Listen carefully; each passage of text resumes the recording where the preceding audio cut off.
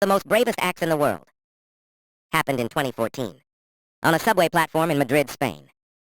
It didn't involve a soldier or a trained rescuer, but a 38-year-old off-duty policeman named Lucas, who was just waiting for his train like everyone else. And 52-year-old woman was standing on the edge of the platform. When she suddenly fainted, she tumbled directly onto the tracks, just as the headlights of the oncoming train appeared in the tunnel. The crowd on the platform froze. It's a documented psychological phenomenon called the bystander effect.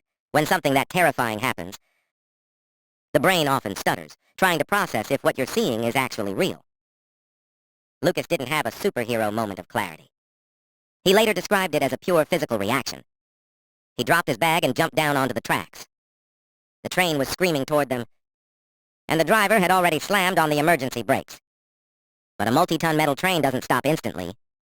Lucas grabbed the woman, who was unconscious and dead weight. He didn't try to lift her back onto the high platform. There wasn't time. Instead, he dragged her into the narrow, hollow space beneath the edge of the platform. He pulled her body against his and tucked his head in. The train roared past them, missing them by mere inches. Finally screeching to a halt several car lengths past where they were huddled. The human reality.